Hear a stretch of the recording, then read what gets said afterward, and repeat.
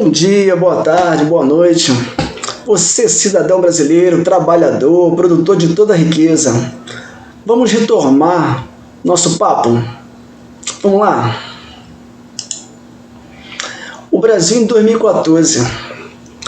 O Brasil em 2014 ele encerrou com a menor taxa de desemprego já registrada.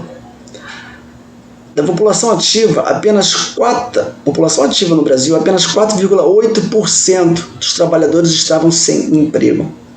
Ao término de 2014, quando a presidente Dilma estava como presidente do Brasil. Aí vieram as eleições e aí tudo mudou. Olhemos essas duas figuras, Aécio e Bolsonaro. Não é por acaso que essas duas figuras estão aqui.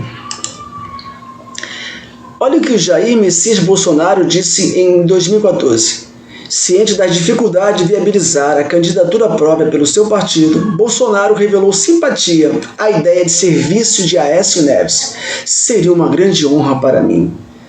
Já em 2014, já havia essa ideia do Jair Messias Bolsonaro. Ele queria ser vice de Aécio Neves, só que a decisão do partido do Aécio foi colocar Aloysio Nunes como seu vice.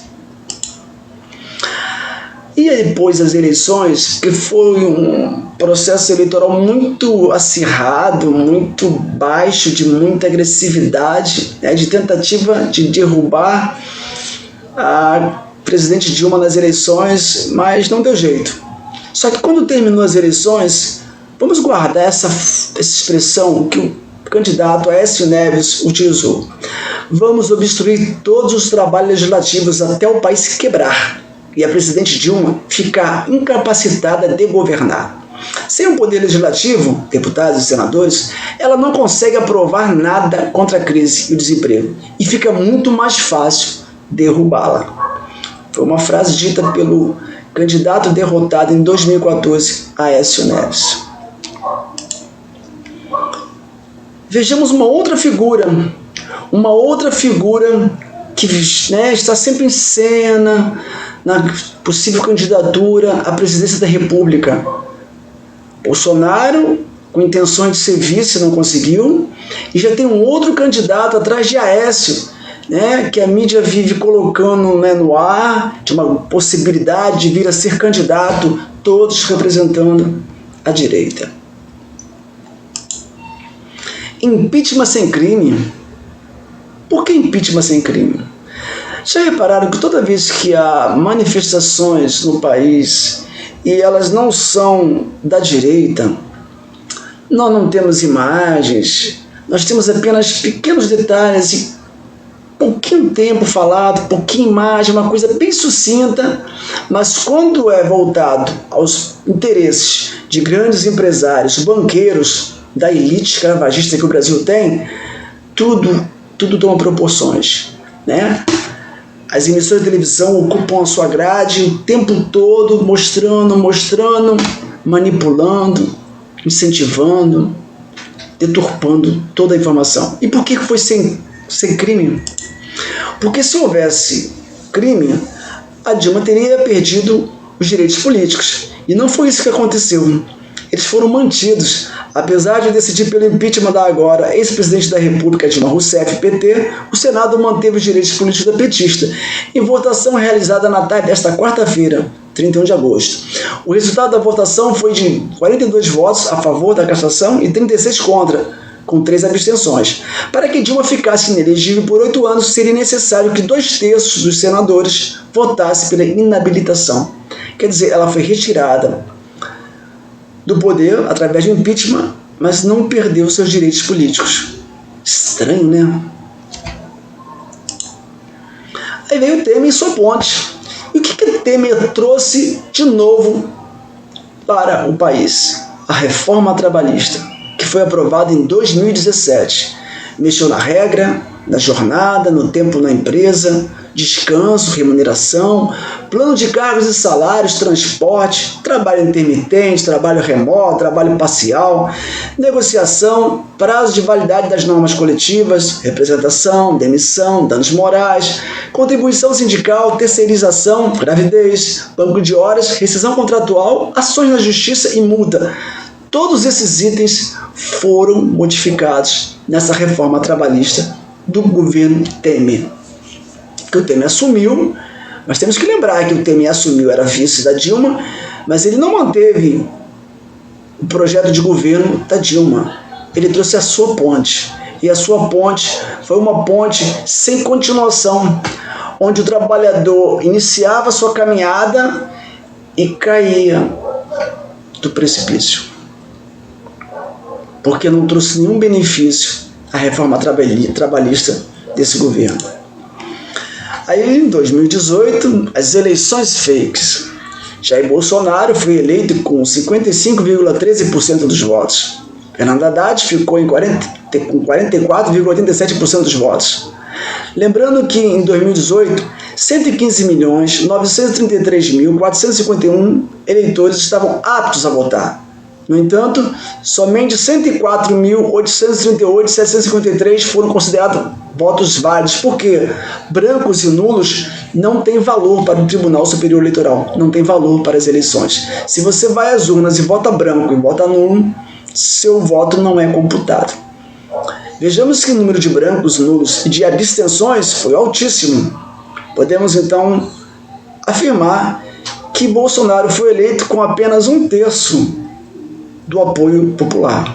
1/3 do povo apoiou Jair Messias Bolsonaro. 2/3 não. Então ele não é um presidente com maioria da população. Ele só teve 1/3 da população a seu favor. E o que ele trouxe de grande proposta para nós, trabalhadores? A reforma da Previdência, que tinha como objetivo, segundo o governo, reduzir o déficit nas contas da Previdência Social. A estimativa da economia, com essa PEC, é de cerca de 800 bilhões em 10 anos. 800 bilhões, né, de estimativa de economia em 10 anos. Mas por que esse governo ele deu 1,2 trilhões já de pancada para os bancos? De uma única vez, sem contrapartida. Por que 1,2 trilhões foi dado aos bancos e a estimativa de 800 bilhões em 10 anos com essa reforma da Previdência? Nós não tivemos resultado, ganho nenhum com essa reforma, trabalhadores. Aí, Covid-19 surge no mundo e o Jair, com aquela célebre frase, e daí?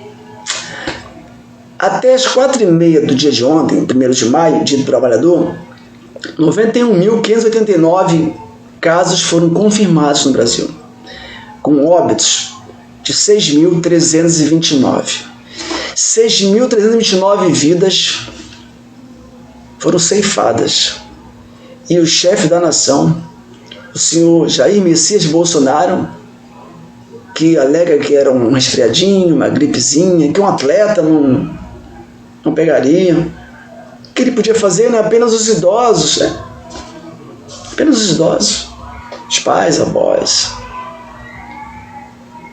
E daí? O que mais me chama a atenção, trabalhador, é essa figura. Porque a cada dia que passa, o presidente Jair Messias Bolsonaro traz uma pérola, fala uma bobagem, faz uma bobagem. A cada dia ele faz isso. Na verdade, ele é o bobo da corte, ele traz, né? Ele muda o cenário a cada dia para que a gente fique debatendo as bobagens que ele fala, as bobagens que ele faz, enquanto quem governa o testa de ferro é Paulo Guedes. Paulo Guedes, sim, é uma pessoa a ser combatida.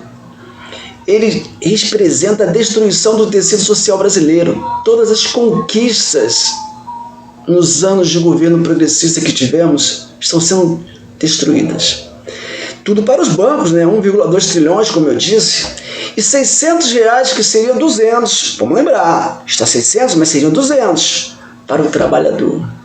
E que dificuldade, trabalhador, para você ganhar 200 reais, né? Que agora é 600. Compensação dos banqueiros, ó, numa tacada, 1,2 trilhões. Eu pergunto, trabalhador, quem precisa de dinheiro num momento como esse? Nós já tínhamos desemprego altíssimo no Brasil. Quem precisa de emprego? Nós, trabalhadores, ou os banqueiros? Aí eu pergunto, onde iremos parar? Trabalhador, você que produz toda a riqueza, chegou a sua hora. Você não acha? As fotos aqui foram retiradas do Google, tá, gente? Mas a gente tem que refletir. Bolsonaro não é o problema. Não é o grande problema. O problema é esse homem aí, ó.